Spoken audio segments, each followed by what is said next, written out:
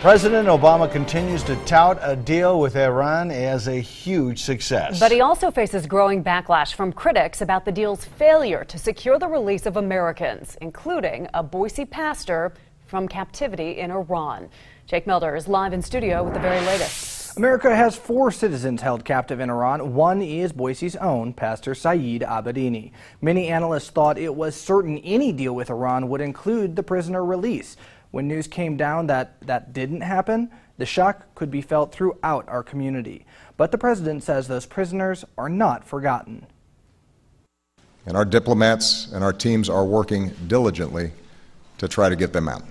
Following a controversial agreement with Iran, President Obama took questions on an element that didn't make the final draft, the release of 4 prisoners, including Saeed Abedini. Can you tell the country, sir, why you are content with all the fanfare around this deal to leave the conscience of this nation and the strength of this nation unaccounted for in relation to these 4 Americans? The notion that I'm content as I celebrate with American citizens languishing in Iranian jails?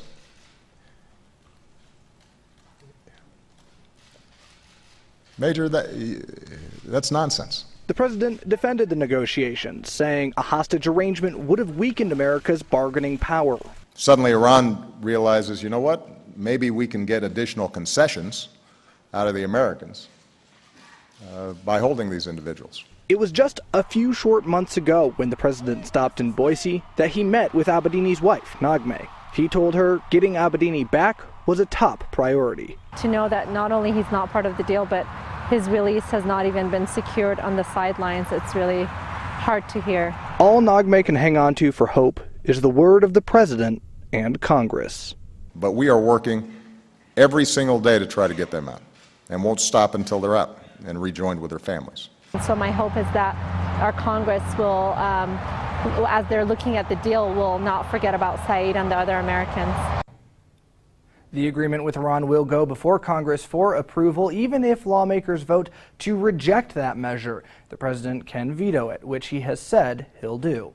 Live in studio, Jake Melder, 6 on your side.